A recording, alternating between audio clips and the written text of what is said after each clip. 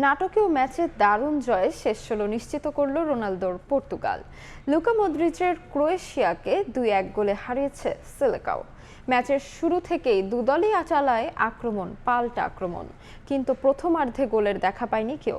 বিরতি থেকে ফিরেই রোনালদোদের হতাশ করে দলকে এগিয়ে দেন ইভান পেনসিক। পরে ৬৮ মিনিটে পেনাল্টি থেকে গোল করে পর্তুগালকে সমতায় ফেরান ক্রিস্টিয়ানো। গোল যোগ করার সময় গঞ্জালো রামোসের গোলেই এগিয়ে যায় সেলেকাও। যোগ করার সময় শেষ মিনিটে গারভারদিওল দুর্দান্ত শটে সমতায় ফেরালেও অফসাইডে বাতিল হয় গোল, আর তাতেই ২-১-এ জিতে যায় পর্তুগাল।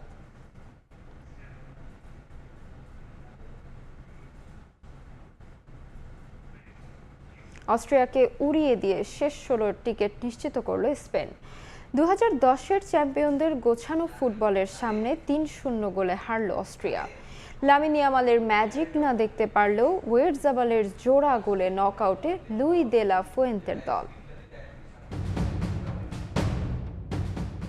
সময় যত গড়াচ্ছে ততই যেন ছন্দ খুঁজে পাচ্ছে স্পেন ফুটবল। বিশ্বকাপ ওপেনিংয়ে কেপো ভার্দের বিপক্ষে ড্র করার পর এই দল নিয়ে বড়সড় একটা হতাশাই জন্ম নিয়েছিল ভক্তদের। তবে যেভাবে স্প্যানিশরা ঘুরে দাঁড়ালো তাতে নতুন করে আশার সঞ্চার হয়েছে সমর্থকদের মাঝে। ২৮ বছর পর বিশ্বকাপ খেলতে এসে নকআউট পর্বের প্রথম ম্যাচেই কঠিন পরীক্ষার মুখে অস্ট্রিয়া। স্পেনের গোছালো ফুটবলের সামনে খুব একটা কাজ করেনি রাফ র্যাঙ্কিং এর কৌশল। ম্যাচ মোমেন্টাম নিজেদের পক্ষে নিয়ে নেয়া স্পেন প্রথম গোলের দেখা পায় ৩৯ মিনিটে। কুকুরোয়ার পাস থেকে গোল করেন ওয়েরজাবাল। লিড নিয়ে বিরতিতে যায় ২০১০-এর চ্যাম্পিয়নরা। দ্বিতীয়ার্ধে খেলতে নেমেও আক্রমণের ধারা বজায় রাখেন ফুয়েন্তের শিষ্যরা। দুই উইং ধরে তাদের ক্রমাগত আক্রমণে দিশেহারা হয়ে পড়ে অস্ট্রিয়া। যে সুযোগ কাজে লাগিয়ে ৬৬ মিনিটে ব্যবধান দ্বিগুণ করে লা রোহা। এবার স্কোরশিটে নাম তোলেন পোরো। বায়ার্নার বাড়ানো বল থেকে গোল করতে মোটেও ভুল করেননি এই রাইট ব্যাক। ২ গোলে পিছিয়ে পড়ে ম্যাচে ফেরার আর কোনো উপায় ছিল না অস্ট্রিয়ার। যদিও তারা চেষ্টা করেছে একেবারে শেষ মুহূর্ত পর্যন্ত, কিন্তু সোফাই স্টেডিয়ামে আবারও প্রথম গোলের পুনরাবৃত্তি। লেফট উইং ধরে আসা কুকুরের পাস দ্বিতীয়বারের মতো অস্ট্রিয়ার জালে পাঠান ওয়েরজাবাল। ম্যাচের বাকি অংশে কোনো চমক উপহার দিতে পারেনি অস্ট্রিয়া। ৩-০ ব্যবধানের জয়ে বিশ্বকাপের রাউন্ড অফ 16 নিশ্চিত করে স্পেন। তবে ম্যাচ শেষে স্প্যানিয়ার্ডরা মাঠ ছাড়ে লামিন ইয়ামাল ম্যাজিক দেখতে না পারার হতাশা নিয়ে। পুরো ম্যাচ জুড়ে একক আধিপত্য বিস্তার করলেও লামিন ইয়ামালের গোলের প্রতীক্ষা ছিল তাদের সমর্থকরা। তবে ৩ বিশ্বকাপ পরে নকআউট দিতে শেষ ১৬তে যাওয়াতে সমর্থকরা বেশ উল্লাসিত। লস্কর আল মামুন, সময় সংবাদ, লস অ্যাঞ্জেলেস স্টেডিয়াম, যুক্তরাষ্ট্র। বিশ্বকাপের রাউন্ড অফ 16 নিশ্চিত করে উল্লাসে ভাসছে স্পেনের সমর্থকরা। লামিন ইয়ামাল গোল না পেলেও বিশ্বকাপে তার আরও চমক দেখতে পারবে বলে বিশ্বাস ভক্তদের। আর এবার দ্বিতীয়বারের মতো বিশ্বকাপ জিতবে স্পেন, এমন প্রত্যাশা সমর্থকদের। লস অ্যাঞ্জেলেসের এই সোফাই স্টেডিয়াম আমাকে কেন যেন একটু নস্টালজিক করে ফেলছে। ২০১০ বিশ্বকাপ, অর্থাৎ দক্ষিণ আফ্রিকা যে বিশ্বকাপটি ছিল সেখানে ফিরে যেতে ইচ্ছে করছে। সেই বিশ্বকাপে স্পেন গ্রুপ পর্বটা ভালোভাবে পার হলেও নকআউট ফেজে খুবই শেকি ছিল। ১-০ ব্যবধানে বলা যায় মোটামুটি সবগুলো ম্যাচ জিতে ফাইনালে গিয়েছিল এবং তারা বিশ্বকাপটা জিতেছিল। এবারের বিশ্বকাপটাও কিন্তু স্পেনের মোটামুটি ঠিক সেরকমই হয়েছে বা হচ্ছে। যদিও নকআউট ফেজে তারা অস্ট্রিয়ার বিপক্ষে ৩-০ ব্যবধানের জয় পেয়েছে, কিন্তু প্রথমে কেপ ভার্দের বিপক্ষে ম্যাচ ড্র করার পর পরবর্তীতে উরুগুয়ের সঙ্গে মাত্র ১-০ ব্যবধানে জয়ের পর অনেকে হয়তো ভেবেছিল এই স্পেন দলটা সামনের দিনে আসলে কতটুকু যাবে, কিন্তু না, যতই সময় যাচ্ছে এই দলটা যেন আরো দুর্দান্ত হয়ে উঠছে। তার একটা প্রমাণ অস্ট্রিয়ার বিপক্ষে ম্যাচ দুর্দান্ত পারফর্ম করেছে তারা ৩-০ ব্যবধানের জয় নিয়ে এখন পরের পর্বের ছক কষে, যেখানে তাদের জন্য অপেক্ষা করছে Portugal. We had an amazing time. This was my first one from the World Cup. My husband goes to all of them. 3 more goals the rest of the tournament for him, I think. ৩-০ গোলে হইছে গোল। ৩-০ গোলে স্পেনের একক আধিপত্য ছিল খেলাতে। I love the match, bro. It was my dream come true coming to a World Cup match. আজকের ম্যাচে যেভাবে পারফর্ম করেছে স্পেন, তাতে তারা আবারও নতুন করে স্বপ্ন বুনতে শুরু করেছে। যদিও সামনের পথটা অনেক কঠিন, তারপরেও তাদের প্রত্যাশা স্পেন ভালো করেই পরের রাউন্ডে যাবে, অর্থাৎ রাউন্ড অফ 16 পেরিয়ে তারা ধাপে ধাপে বিশ্বকাপের পরে যে রাস্তাগুলো আছে সেগুলো পরিষ্কার করবে। You know, he's such a young player and it's his first World Cup. খুবই ভালো হয়েছে, লামিন ইয়ামাল গোল করতে পারলে আরো ভালো হতো। Lamine needs to show up a little more, I believe. He's good, but he needs to show up a little better. Pedri also. They're playing good, but they need to do a little more. I think they're doing a great job and they're going to do an amazing job and it's going to be great. Spain এবং Argentina এই দুটো দলকে এক কাতারে রাখলে মনে হয় ভুল হবে না, কারণ দুটো দলের কৌশল অনেক ক্ষেত্রেই ম্যাচ করে। অনেকেই বলেছেন যে আর্জেন্টিনা যদি এবারে বিশ্বকাপ চ্যাম্পিয়ন হয় বা স্পেন যদি বিশ্বকাপ চ্যাম্পিয়ন হয় তাহলে তারা অবাক হবে না। তারা দুটো দলকেই সাপোর্ট করছে, তবে কোর স্প্যানিশ যারা তারা কিন্তু স্পেনকেই এগিয়ে রাখছে এবারের চ্যাম্পিয়নশিপের জন্য।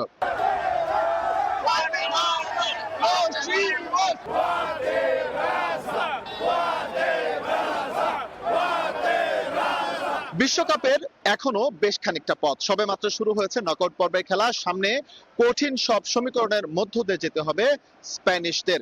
ভক্তদের প্রত্যাশা লামিন ইয়ামাল, নিকো উইলিয়ামস বা তাদের যে আরো তারকা ফুটবলাররা রয়েছে তারা আজকে গোল না পেলেও পরের যে ম্যাচগুলো রয়েছে সেই ম্যাচে গোল তুলে নিয়ে স্পেনকে বিশ্বকাপের ফাইনালের পথ সুগম করে তুলবে এবং আবারও 2010-এর পর দ্বিতীয় শিরোপা উপহার দেবে। লস অ্যাঞ্জেলেসের সোফাই স্টেডিয়াম থেকে এসএম ইকবাল, সময় সংবাদ, যুক্তরাষ্ট্র। বিদেশিদের বাংলাদেশে যাতায়াত সহজ করতে ভিসা নীতি সহজ করছে সরকার।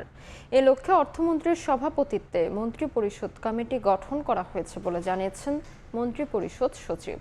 বৃহস্পতিবার বিকেলে প্রধানমন্ত্রীর সভাপতিত্বে সচিবালয়ে মন্ত্রিপরিষদের বৈঠক অনুষ্ঠিত হয়। এরপর বৈঠকের সিদ্ধান্ত নিয়ে সাংবাদিকদের ব্রিফ করেন ডক্টর নাসিমুল গনি। তিনি জানান, বিদেশি বিনিয়োগ, কূটনৈতিক ভারসাম্য বজায় রাখা সহ বিভিন্ন ক্ষেত্রে লাভবান হতে ভিসা নীতি সহজ করা প্রয়োজন। এক্ষেত্রে সংশ্লিষ্ট মন্ত্রণালয়গুলো মন্ত্রিপরিষদ কমিটিকে বিভিন্নভাবে সহায়তা করবে বলেও উল্লেখ করা হয়।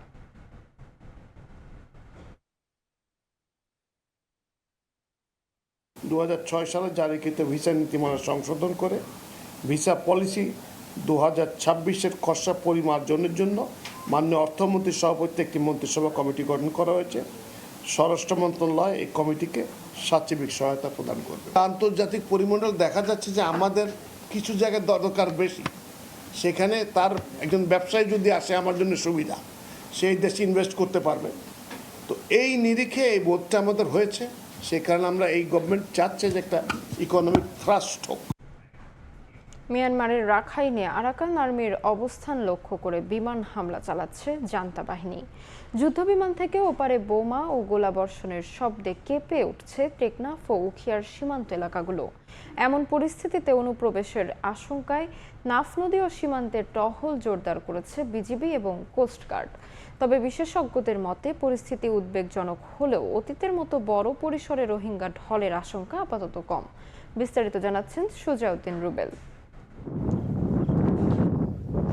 গত ১.৫ বছর ধরে বাংলাদেশের সীমান্ত ঘেঁষা মিয়ানমারের রাখাইনের মংডু ও ভুতিডং শহর আরাকান আর্মির নিয়ন্ত্রণে।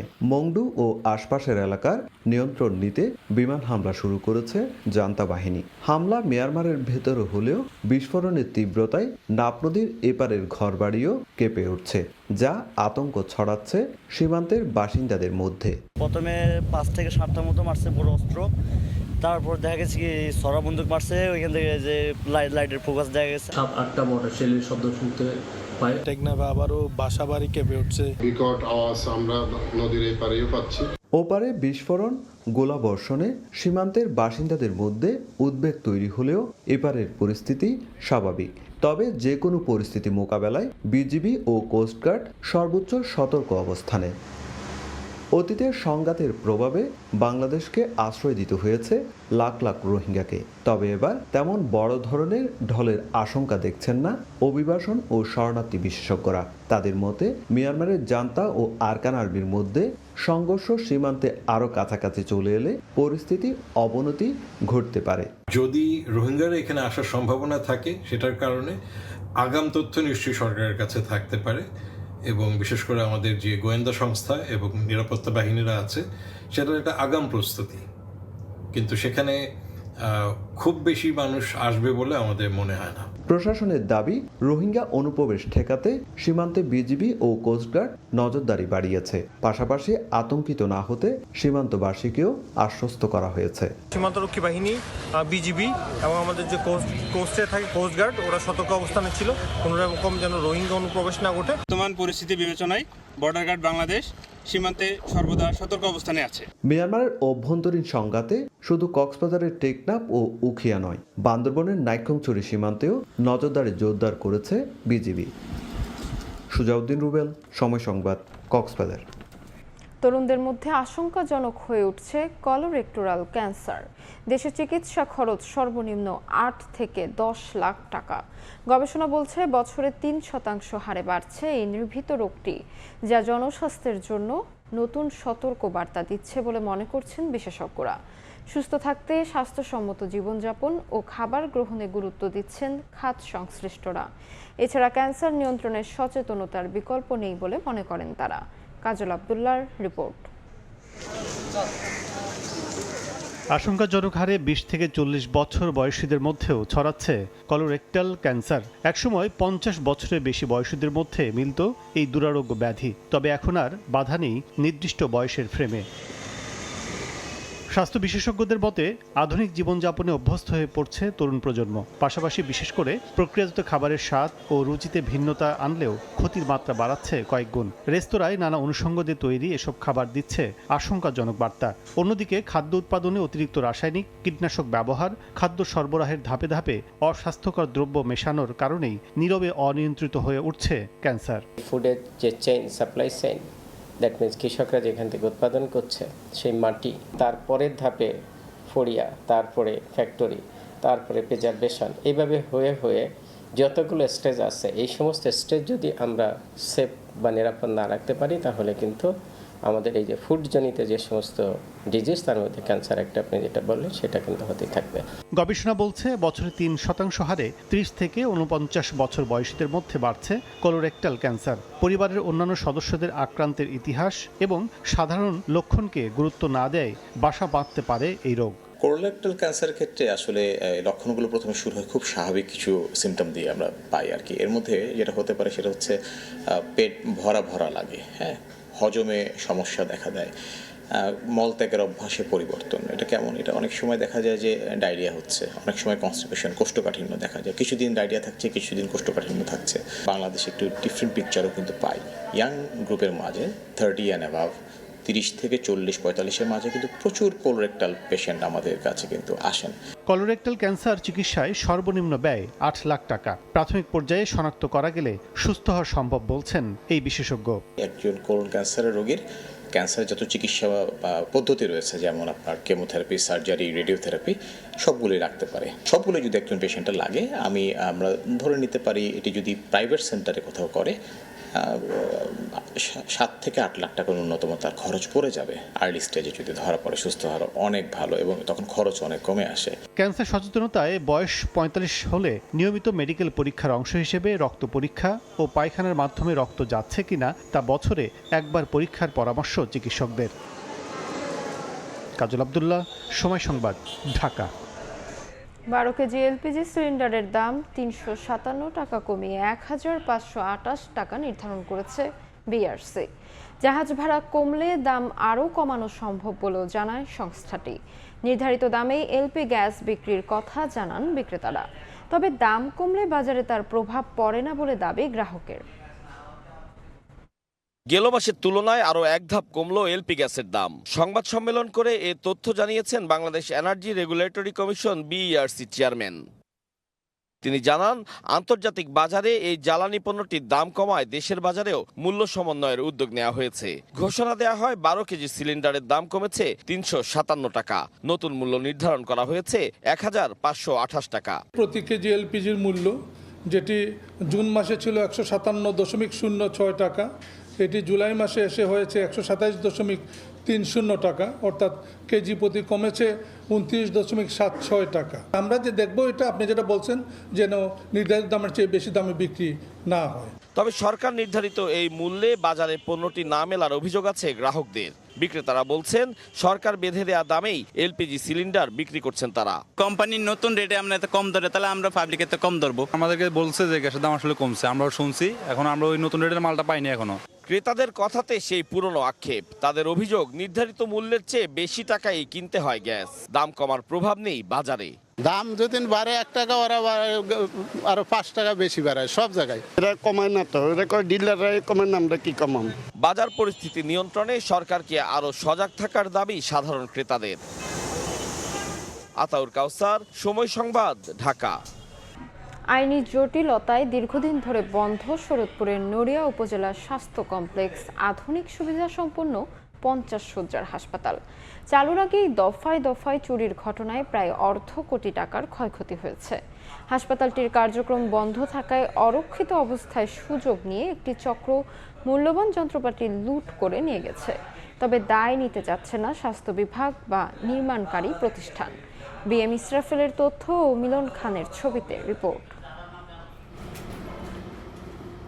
সবশেষ কয়েকদিন আগেও হাসপাতালের বিভিন্ন কক্ষের তালা ভেঙে জেনারেটরের কয়েল, এসি এবং অন্যান্য গুরুত্বপূর্ণ যন্ত্রাংশ সহ প্রায় 34 থেকে 35 লাখ টাকার মালামাল চুরি করা হয়। এর আগেও কয়েকবার চুরি হলেও শক্ত কোনো পদক্ষেপ নেয়নি কোনো কর্তৃপক্ষ। ফলে কয়েক দফা চুরি হওয়ায় ক্ষতির পরিমাণ এখন প্রায় $1.5 কোটি টাকা। স্বাস্থ্য অধিদপ্তরের আওতায় 2020-21 অর্থবছরে প্রায় 51 কোটি টাকা ব্যয় নড়িয়া পৌরসভার বৈশাখীপাড়া এলাকায় নির্মাণ শুরু হয় এই 4 তলা বিশিষ্ট হাসপাতালটির ভবন। মূল ভবনের পাশাপাশি চিকিৎসক ও নার্সদের জন্য পৃথক আবাসন সহ আরও 5টি ভবন নির্মাণ করা হয়েছে। এতে আধুনিক চিকিৎসা সুবিধার পাশাপাশি 5 শয্যার একটি আইসিইউ ইউনিটও রয়েছে। 2024 সালের 20 সেপ্টেম্বর হাসপাতালটির উদ্বোধনের কথা থাকলেও স্থানীয় এক ব্যক্তির স্থানান্তর সংক্রান্ত মামলার কারণে তা স্থগিত হয়ে যায়। হাসপাতাল কর্তৃপক্ষ জানায় ভবনটি এখনও আনুষ্ঠানিকভাবে হস্তান্তর না হওয়ায় শুরুতে ঠিকাদারি প্রতিষ্ঠানের তত্ত্বাবধানে নিরাপত্তা ব্যবস্থা ছিল। পরে জাতীয় নির্বাচন উপলক্ষে সেখানে অস্থায়ী সেনা ক্যাম্প স্থাপন করা হয়। তবে নির্বাচন শেষে সেনা সদস্যরা সরে গেলে ভবনটি আরও অরক্ষিত হয়ে পড়ে। আর এই সুযোগেই সংঘবদ্ধ চক্রটি চুরির ঘটনাটি ঘটায়। লক্ষ লক্ষ কোটি টাকার মালামাল চুরি হয়েছে, আরও যে চুরি হবে না এটা কোনো গ্যারান্টি নেই। যারা এর সাথে সম্পৃক্ত আছে, জড়িত আছে, দুই পক্ষকেই তদন্তের মাধ্যমে আইনের আওতায় আনা উচিত। সরকার যদি এই হাসপাতালটা এদিকে একটু নজর দিত তাহলে আমাদের জন্য অনেক সুবিধা হইতো। এদিকে দায়িত্ব নিয়ে দেখা দিয়েছে ধোঁয়াশা। জেলা সিভিল সার্জন জানিয়েছেন ভবনটি তাদের কাছে স্থানান্তর করা হয়নি। অপরদিকে স্বাস্থ্য প্রকৌশল অধিদপ্তর জানায় তাদের কাজ ছিল নির্মাণ শেষ করা, পরবর্তী দায়িত্ব সিভিল সার্জনের। হাসপাতাল স্থানান্তরের বিরুদ্ধে রিট করেছে মহামান্য হাইকোর্টে, এটা বিচারাধীন প্রক্রিয়া আছে। ফলে এটা হস্তান্তর গ্রহণ এবং হস্তান্তর দেওয়া দুটোই সম্ভব হচ্ছে না। ফলে নতুন হাসপাতাল ভবনটি ব্যবহার করা সম্ভব হচ্ছে না। চুরির ঘটনার পরপরই থানায় সাধারণ ডায়েরি করা হয়েছে। আর এই ঘটনা তদন্ত করে প্রয়োজনীয় আইনগত ব্যবস্থা নেওয়া হবে বলে জানিয়েছে প্রশাসন। বিভিন্ন যন্ত্রাংশ খুলে নিয়ে গেছে, যারা কর্তৃপক্ষ আছে তারা মামলা দেওয়ার জন্য প্রস্তুতি নিচ্ছে বলে আমাকে জানিয়েছে। নড়িয়া উপজেলার প্রায় 3.5 লাখ মানুষের স্বাস্থ্য সেবা দিতে তৈরি হয়েছিল আধুনিক এই হাসপাতালটি। সময় সংবাদ, শরীয়তপুর। ঠিকাদার এবং কর্তৃপক্ষের দর কষাকষিতে প্রায় 2 যুগ ধরে ঝুলে আছে টাঙ্গাইল বাসাইল উপজেলার স্বাস্থ্য কমপ্লেক্স ভবনের নির্মাণ কাজ। এতে চিকিৎসা সেবা থেকে বঞ্চিত প্রায় 2.5 লাখ মানুষ। তবে দ্রুতই সমস্যার সমাধান করে ভবন পুনর্নির্মাণের আশ্বাস কর্তৃপক্ষের। কাদের তালুকদারের তথ্য, রাশেদ খানের ছবিতে বিস্তারিত প্রতিবেদন।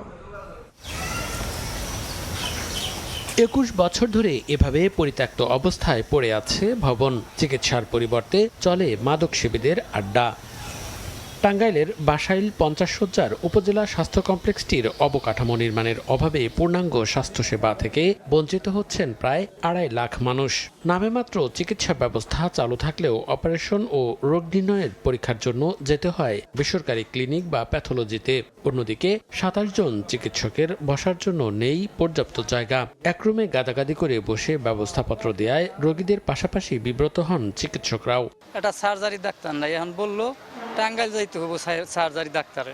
নিকে একটু বড় ধরনের ঠান্ডা লাগলে তো টাঙ্গাইল যাইতে হয়। আমরা চাই যে ভালো সেবা দেখ সবারই। অপর্যাপ্ত অবকাঠামোর বিষয়টি জানিয়ে প্রতি 3 মাস পর ঊর্ধ্বতন কর্তৃপক্ষকে চিঠি দেওয়া হলেও সমস্যা সমাধানে যথাযথভাবে স্বাস্থ্যসেবা প্রদান করা সম্ভব হচ্ছে না বলে জানান উপজেলা স্বাস্থ্য ও পরিবার পরিকল্পনা কর্মকর্তা।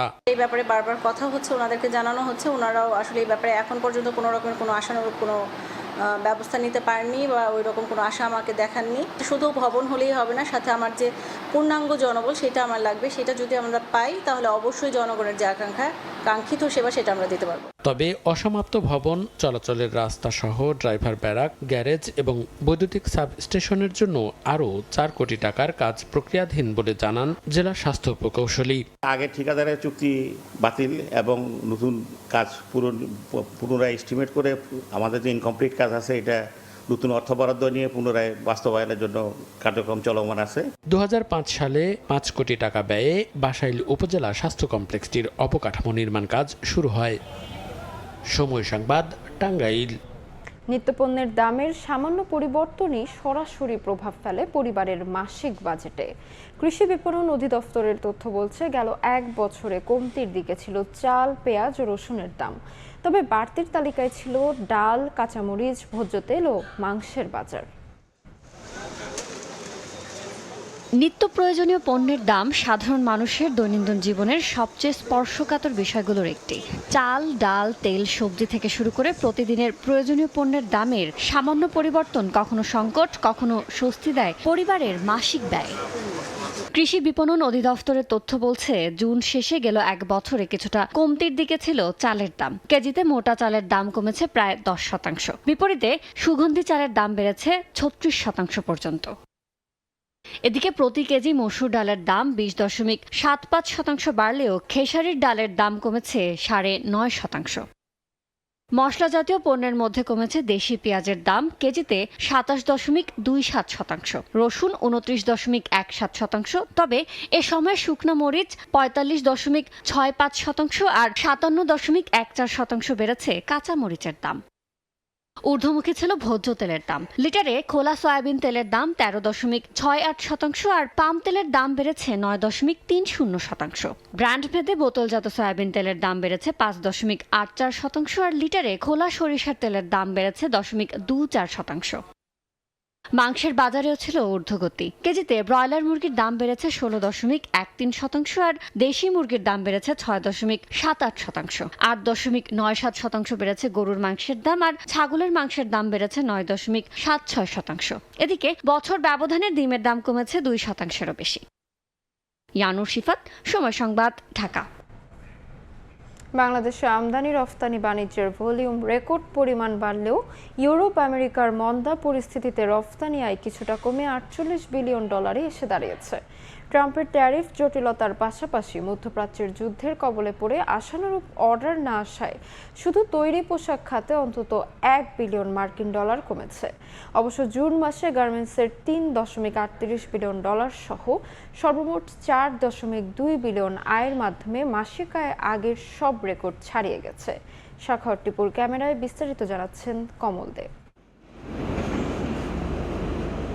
লক্ষ্যমাত্রার চেয়ে অন্তত $7 বিলিয়ন পিছিয়ে থেকে 2025-26 অর্থ বছর শেষ করা বাংলাদেশের রপ্তানি আয় হয়েছে $48 বিলিয়ন। অবশ্য বিগত 2024-25 অর্থ বছরে এই আয় ছিল $48.28 বিলিয়ন। ফেব্রুয়ারি মাসে মধ্যপ্রাচ্যে ইরানের সঙ্গে ইসরায়েল ও মার্কিন যুক্তরাষ্ট্রের চলমান যুদ্ধের কারণে বিশ্বজুড়ে যে মন্দা পরিস্থিতি সৃষ্টি হয়েছে, বাংলাদেশও কোনোভাবে তার থেকে বাদ যাচ্ছে না। ইউরোপ আমেরিকার স্টোরগুলো বাংলাদেশ থেকে তৈরি পোশাক কেনা কিছুটা কমিয়ে দেওয়ায় সৃষ্টি হচ্ছে সংকটের। বিশ্ব পরিস্থিতির কারণে অর্থনৈতিকভাবে যে একটা মন্দাভাব চলছে, সেই মন্দাভাবের প্রভাবে আমাদের রপ্তানি কমেছে এবং আমাদের গার্মেন্টসের রপ্তানি কমেছে। সার্বিকভাবে রপ্তানি যেটা ছিল বাংলাদেশে সেটা কমে গেছে। রপ্তানি উন্নয়ন ব্যুরোর তথ্য অনুযায়ী চামড়া ও চামড়াজাত পণ্য থেকে 7% প্রবৃদ্ধিতে $1.23 বিলিয়ন, পাট ও পাটজাত পণ্য থেকে 7.75 প্রবৃদ্ধিতে $883 মিলিয়ন আয় করেছে। একই সঙ্গে রপ্তানি আয় বেড়েছে হোম টেক্সটাইল, ইঞ্জিনিয়ারিং প্রোডাক্ট ও কৃষিজাত পণ্যে। সামনে। তবে রপ্তানি আয়ে বড় ধরনের চিন্তার কারণ হয়ে দাঁড়িয়েছে তৈরি পোশাক খাত। 2024-25 অর্থ বছরে তৈরি পোশাক খাত থেকে 39.34 বিলিয়ন মার্কিন ডলার রপ্তানি আয় হলো এবার 1.64% কমে 38.70 মার্কিন ডলারে এসে দাঁড়িয়েছে। এটাকে আমরা ওভারকাম করার জন্য খুব চেষ্টা চালিয়ে যাচ্ছি। প্রত্যেকটা স্টেক হোল্ডারের সাথে আমরা বসছি, মিটিং করতেছি, কিভাবে করে আমরা গ্রোথটা ধরে রাখবো এটা নিয়ে কাজ করতেছি। 24.67 প্রবৃদ্ধি নিয়ে 3.96 বিলিয়ন মার্কিন ডলার রপ্তানি আয়ের মাধ্যমে 2025-26 অর্থ বছর শুরু করেছিল বাংলাদেশের তৈরি পোশাক খাত। কিন্তু আগস্ট মাসে এসে মার্কিন যুক্তরাষ্ট্রের ট্রাম্প প্রশাসন ট্যারিফ বাড়িয়ে দিলে বিপর্যয়ের কবলে পড়ে গার্মেন্টস শিল্প। বিদেশি বায়ার প্রতিষ্ঠানগুলো ক্ষতি এড়াতে অর্ডার কমিয়ে দেওয়ায় এ খাত থেকে রপ্তানি আয়ও কমতে থাকে। এক্ষেত্রে আশা জাগিয়েছে জুন মাসের রপ্তানি আয়। আগের অর্থ বছরে এই সময়ে 3.33 বিলিয়ন মার্কিন ডলার রপ্তানি আয় হলো, এবার তা বেড়ে 4.20 বিলিয়ন মার্কিন ডলারে এসে দাঁড়িয়েছে। মানুষ তার ইনকামের সাথে সামঞ্জস্য করতে পারছে না, যার জন্য সেলসের পার্সেন্টেজ ডাউন হয়েছে। শুধুমাত্র ইউরোপ না, আমেরিকা না, সমস্ত পৃথিবীর সমস্ত জায়গায় কিন্তু আপনার ক্রাইসিস চলছে। এদিকে রপ্তানি আয় কিছুটা কমলো, আমদানি রপ্তানি বাণিজ্যের ভলিউম বাড়িয়েছে বাংলাদেশ। বিদেশি 2025-26 অর্থ বছরে 7.13% প্রবৃদ্ধিতে 35,31,000 কন্টেনার, 5.62% প্রবৃদ্ধিতে 13 কোটি মেট্রিক টন কার্গো পণ্য এবং 6.35% প্রবৃদ্ধিতে 4,336টি জাহাজ হ্যান্ডেলিং করেছে বলে দাবি চট্টগ্রাম বন্দর কর্তৃপক্ষের। কিন্তু পর্যায়ক্রমে গ্যাস বিদ্যুতের দাম বেড়ে যাওয়ার পাশাপাশি বন্দর ও কাস্টমসের অতিরিক্ত শুল্ক হার ভোগান্তিতে ফেলেছে গার্মেন্টস ব্যবসায়ীদের। যুদ্ধের প্রভাবের কারণে আমাদের দেশে যে বিদ্যুৎ এবং গ্যাসের যে মূল্য বৃদ্ধিটা হয়েছে, ভ্যাট ট্যাক্স এবং পোর্টের যে চার্জটা বৃদ্ধি হয়েছে, সব কিছু যদি আমরা একসাথে কস্টিংয়ের মধ্যে আনি, কিন্তু আমরা কিন্তু আমাদের কম্পিটিটর কান্ট্রির সাথে কিন্তু আমরা কোনোভাবে তাল মিলিয়ে অর্ডারগুলো নিতে পারছি না। নানা জটিলতা ও সমীকরণ সত্ত্বেও বিদায়ী অর্থ বছরে 4.09% প্রবৃদ্ধিতে 9 বিলিয়ন ডলারের পণ্য রপ্তানি হয়েছে মার্কিন যুক্তরাষ্ট্রের বাজারে, যা একক দেশ হিসেবে সর্বোচ্চ রপ্তানি আয়। কমল দে, সময় সংবাদ, চট্টগ্রাম। গাজীপুরের রাজাবাড়ী বাজার থেকে জেলা শহরের সঙ্গে যাতায়াতের জন্য 9 কোটি টাকা ব্যয়ে নির্মাণ করা হয় আঞ্চলিক মহাসড়ক। কিন্তু নির্মাণের 8 মাসের মাথায় সুতি নদীতে ধসে পড়েছে সড়কটি। নিম্নমানের সামগ্রী ব্যবহারের পাশাপাশি কর্তৃপক্ষের গাফিলতিকেই দায়ী করছেন স্থানীয়রা। মোহাম্মদ আরিফের ছবিতে মেহেদি হাসানের রিপোর্ট। নির্মাণের বছর পেরোনোর আগেই একদিকে দেবে গিয়ে ধসে পড়ছে নদীতে, অন্যদিকে দেখা দিয়েছে ছোট বড় ফাটল। এমন ভোগান্তি আর দুর্ভোগ নিয়েই প্রতিদিন যাতায়াত করছেন গাজীপুরের শ্রীপুর থেকে জেলা সদরের চলাচলকারী হাজার হাজার বাসিন্দা। সড়কের ভাঙন ঠেকাতে নদীর পাড়ে ব্লক বসানো সহ সড়ক নির্মাণের দায়িত্ব পায় সালমান দুর্গা এন্টারপ্রাইজ নামের ঠিকাদারি প্রতিষ্ঠান।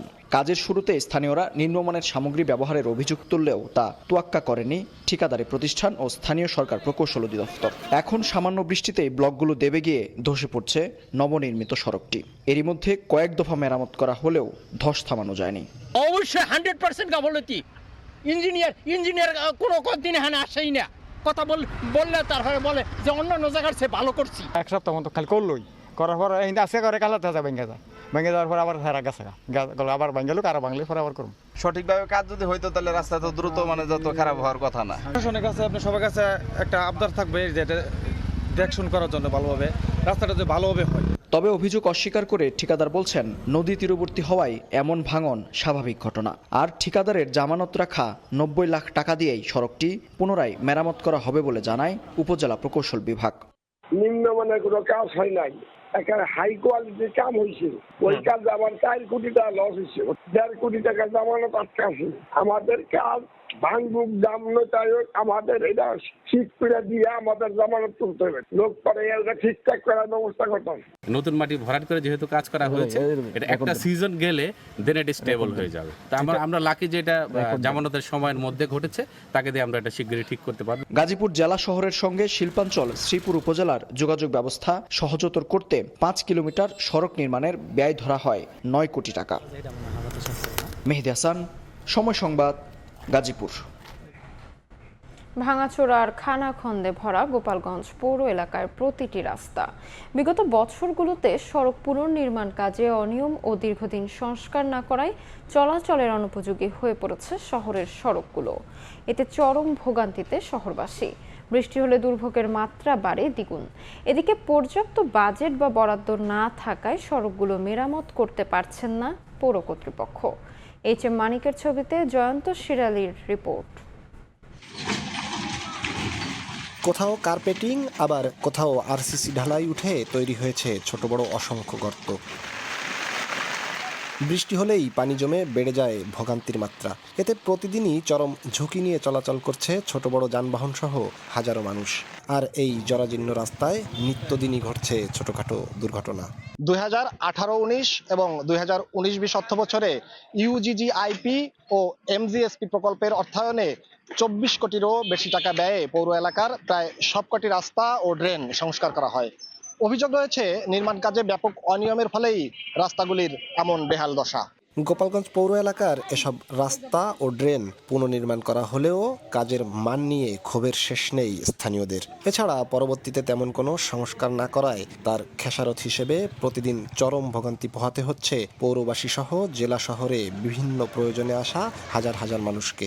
একদম বাজে ভাই, এই যে রাস্তাটা আসলাম, এই যে লোড গাড়িটা নিয়ে আসলাম, আমার গাড়িতে প্রথম দক্কল খাইছে সেটা আমি জানি। এই রাস্তা যে সময় তৈরি করছে সেই সময় থেকে এই যে ভাঙা, এখন বৃষ্টি বর্ষা হলে পরে এই রাস্তা দিয়ে হাঁটা যায় না। গর্তগুলোর কারণে রাস্তা রিকশায় খাদে পড়ে যাচ্ছে। আবার অনেক সময় আছে মোটরসাইকেল নিয়ে যাওয়া আসায় মোটরসাইকেল চলে পড়ে যায়। পরিপূর্ণ কাজ হইলে রাস্তাটা এরকম এত তাড়াতাড়ি সমস্যা হইতো না। দুর্ভোগের কথা স্বীকার করে পর্যাপ্ত বাজেট বা বিশেষ বরাদ্দ না পেলে সড়কগুলো সংস্কার করা সম্ভব না বলে জানান পৌর প্রকৌশলী। অনেক দিন হয়ে গেছে যেগুলো রাস্তাগুলো সংস্কার হয় না, এগুলা সংস্কার করা দরকার। এই জন্য পর্যাপ্ত বরাদ্দ প্রয়োজন আমাদের। 30.70 বর্গ কিলোমিটার আয়তনের এই পৌরসভাটিতে সড়ক রয়েছে 229 কিলোমিটার।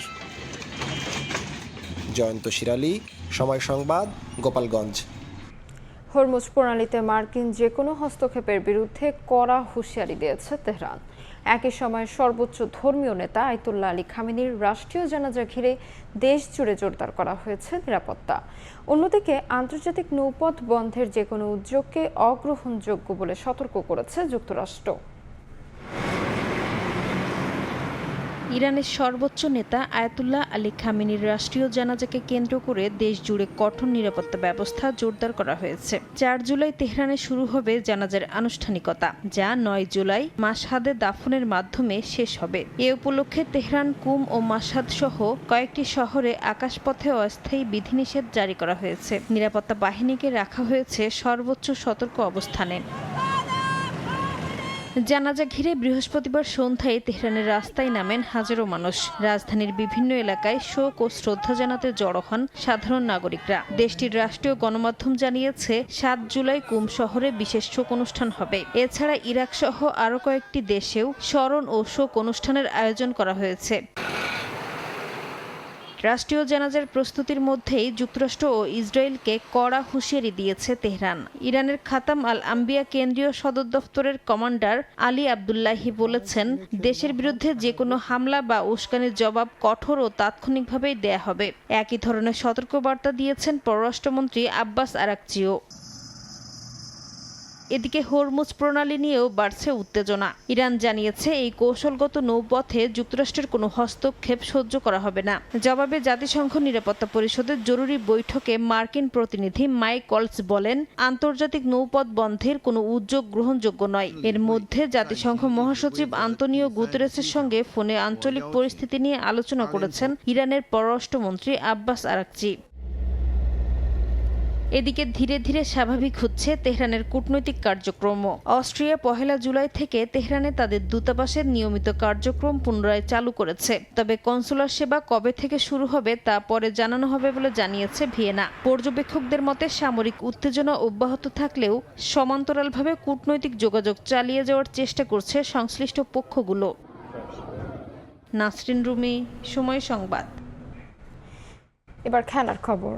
কেপ ভার্দের বিপক্ষে রাউন্ড অফ 32 ম্যাচ খেলতে মায়ামিতে পৌঁছেছে আর্জেন্টিনা ফুটবল দল।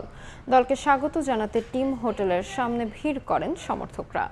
ঘরের ছেলে মেসি মায়ামিতে ফেরায় উচ্ছ্বসিত স্থানীয়রা। মায়ামি থেকে Sajid মুস্তাহিদের report.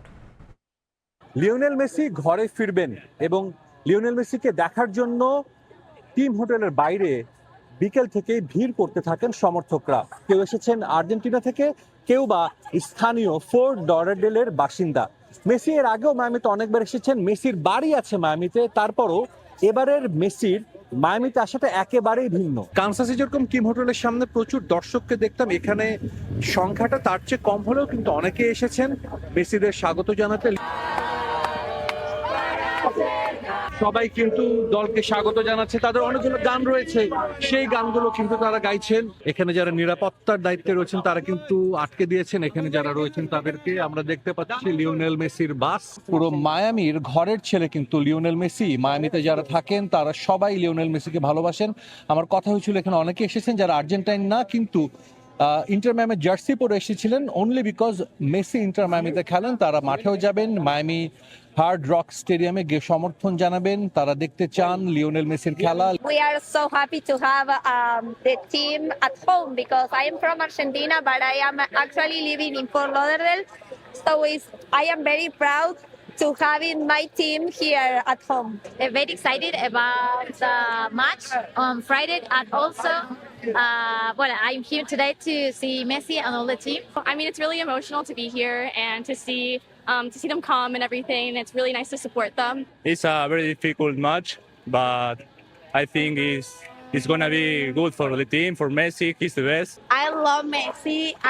He feels so good for me, and I really expect they to win. মায়ামিবাসীর হৃদয়ে অবস্থান করেন লিওনেল মেসি। ইন্টার মায়ামির হয়ে খেলছেন 3 বছর, তবে এবারের মেসির এই মায়ামিতে আসা একেবারেই ভিন্ন। বিশ্বকাপে আর্জেন্টিনা মাত্র একটা ম্যাচই খেলবে এই মায়ামিতে, সেটা কেপ ভার্দের বিপক্ষে। সবার প্রত্যাশা জয় দিয়ে মায়ামি ছেড়ে যাবে লিওনেল মেসির দল। ফোর্ট লডারডেল থেকে সাজিদ মুস্তাহিদ, সময় সংবাদ, মায়ামি, যুক্তরাষ্ট্র। রাউন্ড অফ 32 ম্যাচ খেলতে এসে বিব্রতকর পরিস্থিতির সম্মুখীন লিওনেল মেসি সহ গোটা আর্জেন্টিনা দল। এয়ারপোর্টে তল্লাশি করা হয় আলবিসেলেস্তেদের। একটি ফুটেজে দেখা যায় বিমান থেকে নামার পরই তাদের লাগেজ খুলে দেখা হয় সবকিছু। এরপর একটি চেয়ারে বসিয়ে সম্পূর্ণ শরীর তল্লাশি করা হয় মেসির। বিশ্বকাপ মাঠে গড়ানোর আগে থেকেই স্বাগতিক যুক্তরাষ্ট্রের কার্যক্রম নিয়ে সমালোচনা মুখর ছিল ফুটবল বিশ্ব। ইরানকে দেশটিতে থাকতে অনুমতি না দেয়া, আফ্রিকার দেশগুলোর ফুটবলারদের অতিমাত্রায় তল্লাশি, এমনকি রেফারিকে যুক্তরাষ্ট্রে প্রবেশ করতে না দেয়া সহ নানা ঘটনায় প্রশ্ন উঠেছে আয়োজক দেশের নিরপেক্ষতা নিয়ে। এবার এমনই এক কার্যক্রমের সম্মুখীন হল লিওনেল মেসির আর্জেন্টিনা দল। গ্রুপ চ্যাম্পিয়ন হয়ে রাউন্ড অফ 32 নিশ্চিত করা আর্জেন্টিনা বেস ক্যাম্প করেছে কানসাসে। সেখান থেকে বিশ্বকাপের ম্যাচগুলো খেলে থাকেন। এবার রাউন্ড অফ 32-র ম্যাচ খেলতে মায়ামিতে একদিন আগে এসেছে আলবিসেলেস্তারা। সেখানে এসেই পড়তে হয়েছে বিব্রতকর পরিস্থিতির মাঝে। এয়ারপোর্টে ঘটে যাওয়া ঘটনা এখন নেট দুনিয়ায় ভাইরাল। মায়ামি এয়ারপোর্টে মেসিদের বিমান নামার পর সেখানেই কড়া তল্লাশি করা হয় গোটা দলকে, অনেকটা অপরাধীর মতো। বিমান থেকে নেমেই সিকিউরিটির কার্যক্রমে অংশ নেন তারা। একটি ভিডিওতে দেখা যায় মেটাল ডিটেক্টর দিয়ে মেসির গোটা শরীর চেক করা হয়। এরপর তার সতীর্থদের তল্লাশি কার্যক্রম দেখে হাসতে থাকেন 8টি ব্যালন ডিওর জয়ী তারকা। পরবর্তীতে LM10-এর লাগেজ খুলেও তল্লাশি করেন দায়িত্বরত নিরাপত্তা কর্মীরা। মেসি অবশ্য তাদের কাজে সম্পূর্ণ সহযোগিতা করেন। এমন কার্যক্রমের ভিডিও নেট দুনিয়ায় আসার পর তা ভাইরাল হয়। সমর্থকরা এর কড়া সমালোচনা করেন। সাধারণ যাত্রীদের মতো বিশ্বসেরা ফুটবলারকে তল্লাশি করার ঘটনা অনেকের ধারণা এবারই প্রথম। তাছাড়া আয়োজক দেশ হিসেবে ফুটবলারদের উপর বাড়তি কড়াকড়ি জন্ম দিয়েছে প্রশ্নের। আফ্রিকা কিংবা ইরানের সঙ্গে যা করা হয়েছে, এমন পরিস্থিতির সামনে পড়তে হলো মেসিদেরও। ফিফা বিষয়গুলো ঠিকঠাক দেখছে কিনা সে ব্যাপারেও প্রশ্ন উঠছে। তারেক হাসান শিমুল, সময় সংবাদ। এ পর্যায়ে শীর্ষ সংবাদগুলো জানিয়ে দিচ্ছি আরেকবার। অস্ট্রিয়াকে উড়িয়ে বিশ্বকাপের শেষ 16তে স্পেন, ওয়েরজাবালের জোড়া গোল। শেষ মুহূর্তের মহানাটকীয়তায় ক্রোয়েশিয়াকে হারিয়ে পর্তুগালের জয়োল্লাস। 5 থেকে 7টা মতো মারছে বড় অস্ত্র। টেকনাফে আবারও বাসাবাড়ি কেঁপে উঠছে। বিকট আওয়াজ আমরা নদীর এপারেও পাচ্ছি। মিয়ানমারের ভেতরে সংঘাতে কেঁপে উঠছে কক্সবাজার সীমান্ত। আতঙ্কে স্থানীয়রা, নতুন করে রোহিঙ্গা ঢলের শঙ্কা দেখছেন না বিশ্লেষকেরা। সতর্ক বিজিবি, কোস্টগার্ড।